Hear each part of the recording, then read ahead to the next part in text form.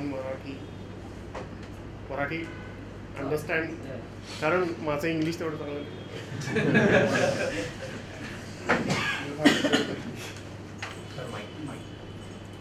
Hello. Okay, आत्ताच विनायकनी सांगितलं जसं आपले यावर्षीचे 3 मुख्य जे टॉपिक्स आहेत ते गणेशोत्सव, महाराष्ट्रातील गड किल्ले आणि प्रार्थनास्थळे आहेत.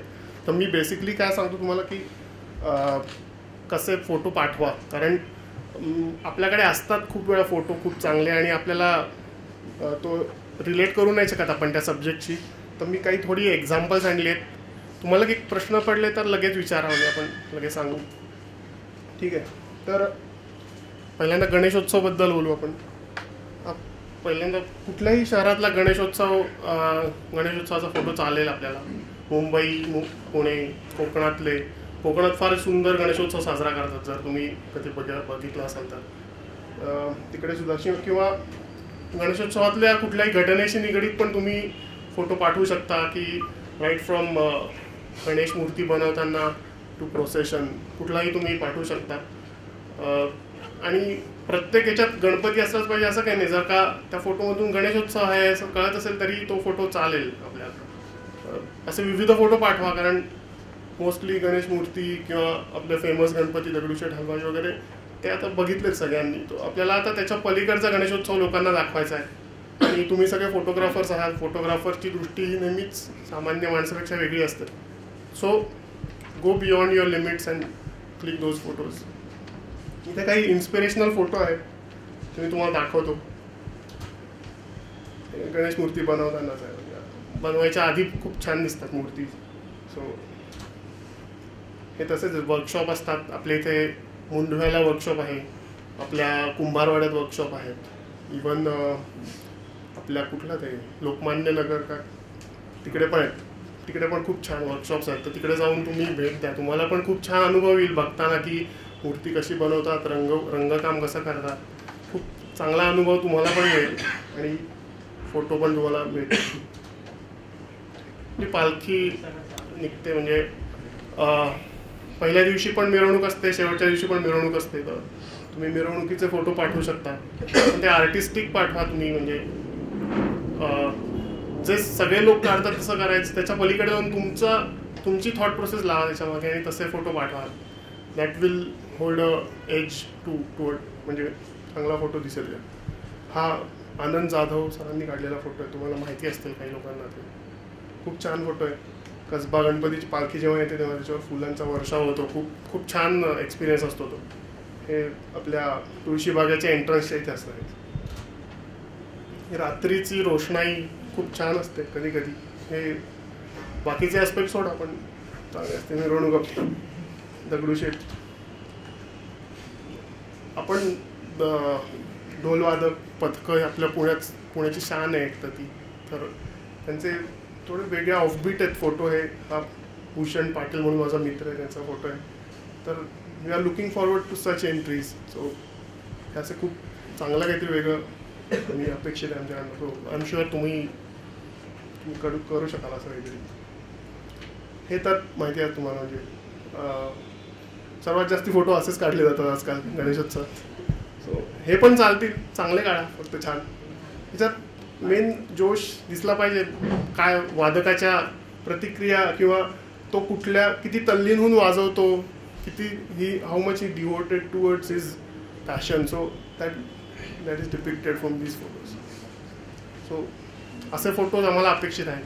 ह्याच्या पलीकडे सुद्धा तुम्ही जाऊ शकता. स्वतः कुठलाही तुम्ही लावा, स्वतःची काय म्हणतात त्याला क्रिएटिव्हिटी लावून तुम्ही तसे फोटो पण पाठवू शकता. सो हे फक्त इन्स्पिरेशनल फोटो आहे. त्याच्या पलीकडे जाऊन पण पाठवा तुम्ही फोटो. हा माझा एक मित्र आहे मंगेश, मुंबईचा फोटो आहे हा. खूप सुंदर असतात मुंबईतले गणेशोत्सव. तिथल्या मूर्ती मोठ्या असतात, त्यामुळे फोटो काढायला पण सोपं पडतं. पुण्यात जरा क्रॅम्पटअप झालं आहे आता. असे फोटो पण पाठवू शकता तुम्ही.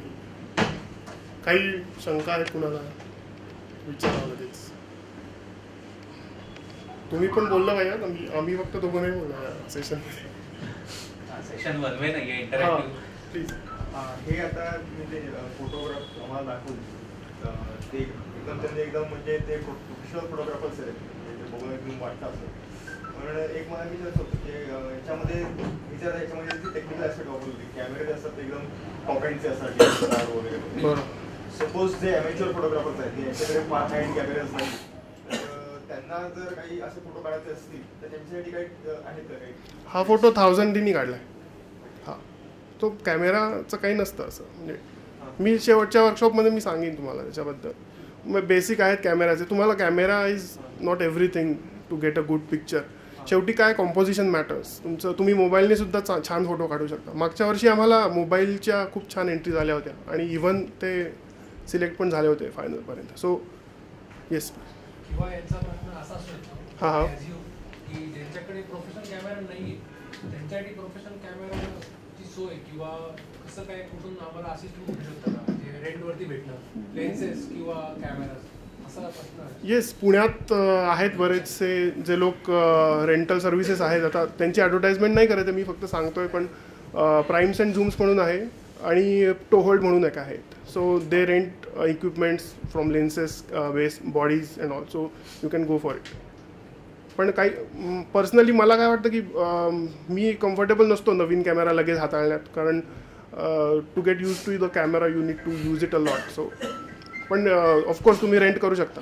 सो आता काही सगळं सोपं झालं आहे. आता लाईफ इज तुम्ही लगेच एक 5D Mark III पण रेंट करून घेऊ शकता एका दिवसात. कारण की फोटो बघून खूपच छान आहे, म्हणजे येस जो काही इफेक्ट आहे तो खूपच छान आहे. येस येस कॅमेरातून अवघड आहे. हो बरोबर आहे तुमचं. हे एस्पेशली हे जे आहे ते 5D Mark IIIचे फोटो आहेत आणि याच्यात लेन्स 70-200 f2.8 आहे. सो तो इफेक्ट आहे ऑफकोर्स.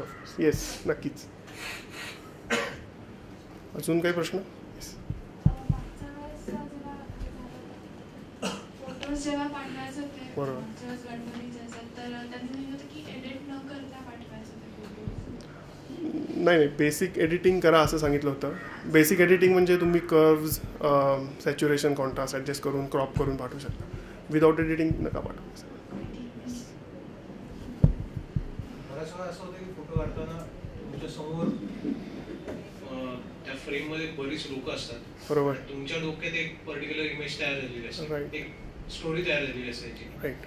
पण ती प्रोबॅबली फोटो काढताना ती स्टोरी डिपिक्ट होते असं नाही, किंवा ती स्टोरी तुम्हाला जशी आवडेल तशी मला आवडणार नाही, किंवा माझ्या डोक्यात वेगळी स्टोरी असेल त्याच चित्राची आणि तुमच्या डोक्यात वेगळी असेल. बरोबर. पण फोटोमधनं प्रोबॅबली ते कॉम्पिटिशनमध्ये देताना मॅच होत नाही माझी आयडिया जी असते ती.